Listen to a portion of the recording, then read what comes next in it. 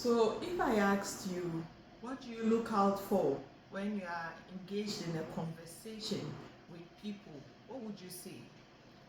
Being involved in a conversation with adults or with children alike, what would you look out for? Today, the Lord has something special for us to learn from, and I'm super humbled to be the vessel that He's using to be a blessing to us.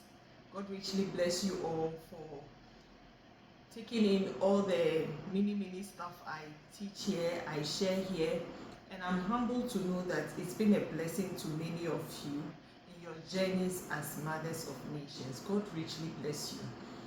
So as I was mentioning earlier, what do we look out for when we are having or when we are involved in a conversation with people? Jesus once in Mark 8:33 was speaking with his disciples, and a statement came from Peter, and he turned around, heard what he said, and then he rebuked Satan. He rebuked Peter and said, "Get behind me, Satan." Right? And that he mentioned also that, let me just go quickly there so that we have an evidence of what I'm talking about. So in Mark 8:33, I hope you are there too. Okay, so in Mark 8:33, so but when Jesus turned and looked at his disciples, he rebuked Peter. "Get behind me, Satan," he said. "You do not have in mind the concerns of God, but merely human concerns." So Jesus rebuked Peter because at that time there was a spirit that was operating, which Jesus identified as Satan, and so he rebuked it. The voice behind what he was saying, the intention behind what he was saying was not Christ-like, and so Jesus knew that this is not from his Father, and so he rebuked it, said, "Hey, shut up, because what you are saying is not a concern from God, it's a concern for humans." So that's why I asked you, what do you look out for when you are engaging in conversations with people?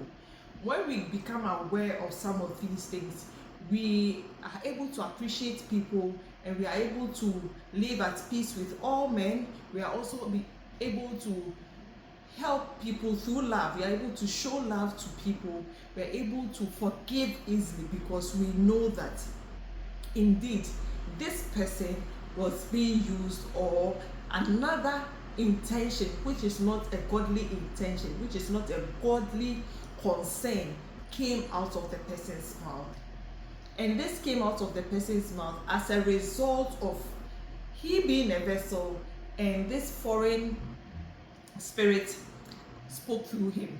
Okay. So we are all vessels that the Lord, either the Lord or the enemy, will use for his works.